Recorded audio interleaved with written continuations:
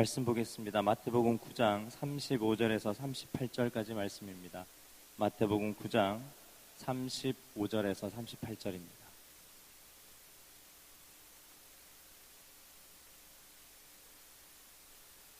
제가 담임 목사님께 35분부터 성찬 성례식을 시작한다고 했는데 지금 35분입니다. 그래서 설교를 최대한 짧게 하도록 하겠습니다. 양해를 부탁드립니다. 담임 목사님께. 마태복음 9장 35절부터 38절입니다. 함께 읽도록 하겠습니다.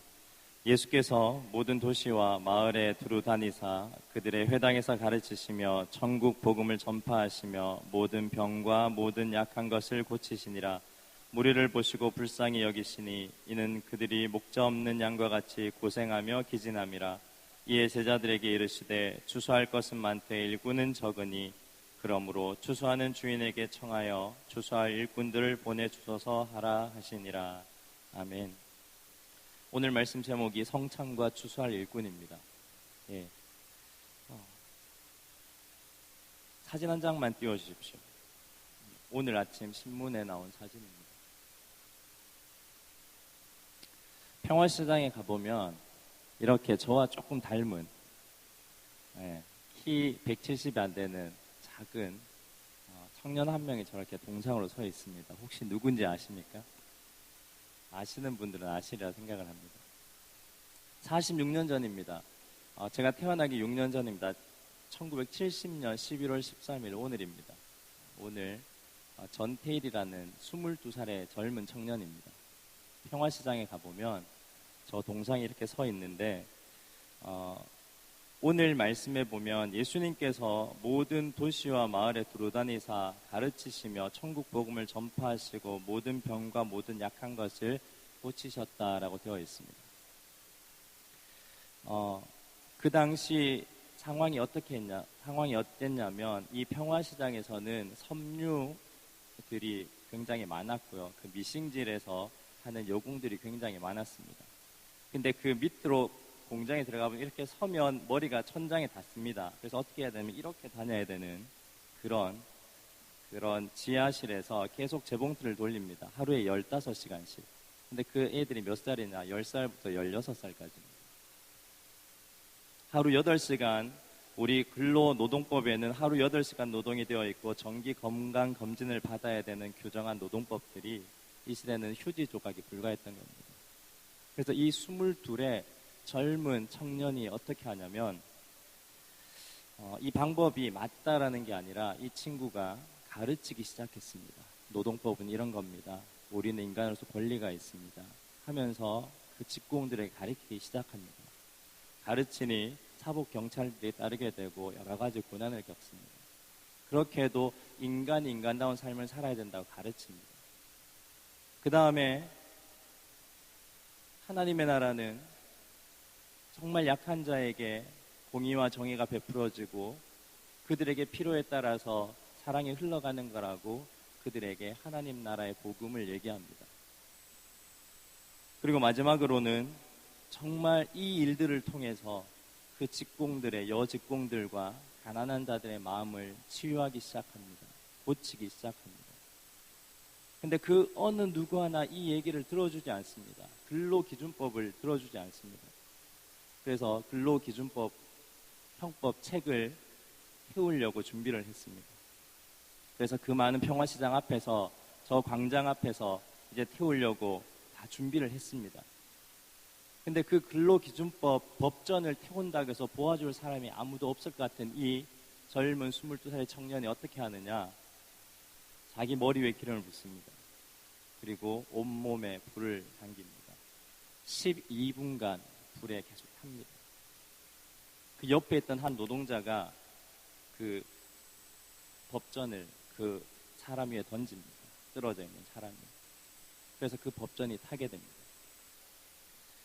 그 이후로 여러 가지 법들이 고쳐지게 되고 서울대 법대생들이 100명이 와가지고 그 시신을 수습해 가서 장례를 치러줍니다.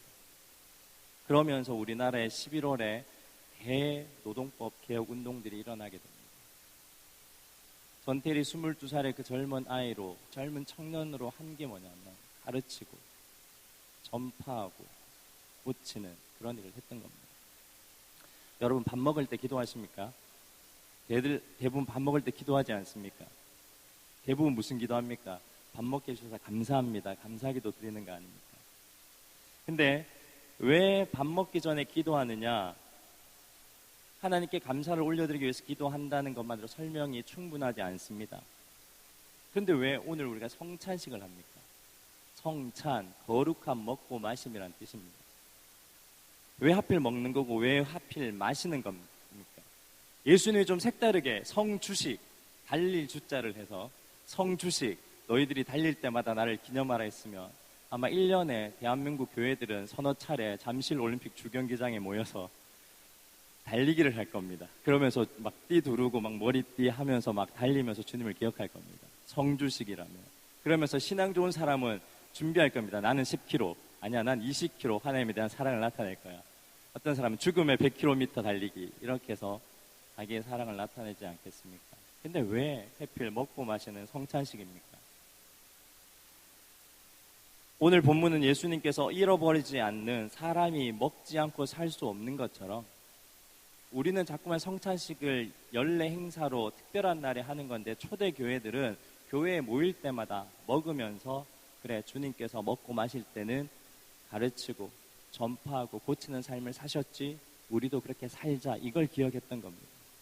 그게 예찬이었고 유카리스트라는 그런 예찬식이었습니다. 그게 나중에는 매주 하지 못하게 되어서 이제 의미를 담아서 성찬으로 바뀌게 됩니다. 누가복음 22장 19절에는 예수님이 여기 앞에 보면 이 성찬포에 나를 기념하라라고 빨갛게 글씨가 찍혀져 있습니다. 이 말이 사람의 말이 아니라 예수님의 말입니다. 예수님이 마지막 성찬할 때 나를 기념해라, 나를 기억해라라고 하셨습니다. 근데 이 절기가 언제냐면 6월절입니다. 이게 무슨 말이냐?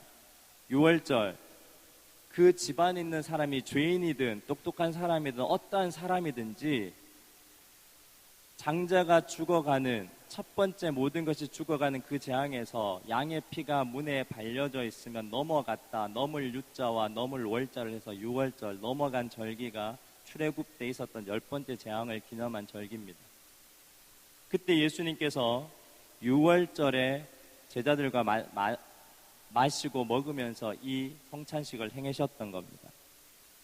그래서 우리는 성찬식에 무엇을 기억해야 되느냐? 6월절 어린 양은 죄를 지은 모든 사람을 살리는 죽음이요 대신 죽는 죽음입니다. 그래서 성찬 성례식에서 기억해야 되는 게 너무 단순합니다. 예수님 삶입니다. 35절 오늘 말씀이 어떻게 되어 있습니까? 예수께서 모든 도시와 마을에 두루다니사 그들의 회당에서 가르치시고 천국 복음 전파하시고 모든 병과 모든 약한 것을 고치시니라. 이런 삶을 사셨다는 겁니다. 왜 그렇게 사셨습니까? 말씀이 이렇게 되어 있습니다. 무리를 보시고 불쌍히 여기사, 불쌍하다고 했던 겁니다. 그들이 목자 없는 양과 같이 고생하고 기진함이라. 희망이 없어 보이고 너무 힘들게 살고 기진하였다. 목자 없는 양 같은 이 세대를 예수님께서 품으셨기 때문에 예수님께서 가르치시고 전파하시고 고치셨던 겁니다. 그러면서 예수님이 너희들 밥 먹고 살 거지? 앞으로 밥 먹을 때마다 내가 이렇게 한 것들을 기억해줘. 내가 6월절 양되듯이 너희들도 그렇게 이 기진하고 고생한 세대를 위해서 덮어줄 수 있는 그런 삶을 기억하면서 너희가 이렇게 먹고 마시고 살았으면 좋겠어. 그래서 우리는 성찬을 통해서 주님께서 나를 품으시고 있음을 기억하는 날입니다. 넓은 품에 품어주심을 기억하는 시간입니다. 그러면서 기진한 사람들, 고생한 사람들을 품는 것입니다. 그 품음은 예수 그리스도의 방법입니다. 여러분이 있는 모든 첫 번째 모임의 장소에서 진리를 가르치십시오. 인간다운 삶에 대해서, 법에 대해서 가르치십시오. 두 번째, 하나님 나라를 이야기하십시오. 약한 자에게 하나님의 사랑이 바로 전달될 수 있는 그런 공의와 정의가 흐르는 하나님 나라를 이야기해 주십시오. 그리고 세 번째, 아픈 것과 약한 것을 고치려고 여러분 동참하셔야 됩니다. 우리는 세상에서 늘 밥 먹고 삽니다. 특별한 날, 특별한 시간에 예수님을 기억하지 마시고 우리가 먹는 아침상이 성찬상이 되길 기도합니다. 우리의 커피 마시는 그 시간이 성찬상의 마심이 되길 기도합니다. 예수님께서 마지막 먹을 때 너희들이 늘 이것을 행할 때마다 나를 기억하라 하신 것이 다름이 아니라 너희들 밥 먹고 살지? 그러면 밥 먹을 때마다 한 번씩 생각해. 난 너희의 고생함과 기진함을 보고 너희의 목자 없는 양같이 쓰러져 있음을 보고 너희를 품었어. 죽기까지 품은 거야. 그러니 너희들도 밥 먹으면서 그 삶 살아줘. 모임의 장소에서 진리를 가르칩시다. 하나님 나라의 이야기를 합시다. 아픈 것과 약한 것을 고치려고 동참합시다. 오늘 이 성찬상 앞에 우리의 다짐입니다. 기도하겠습니다.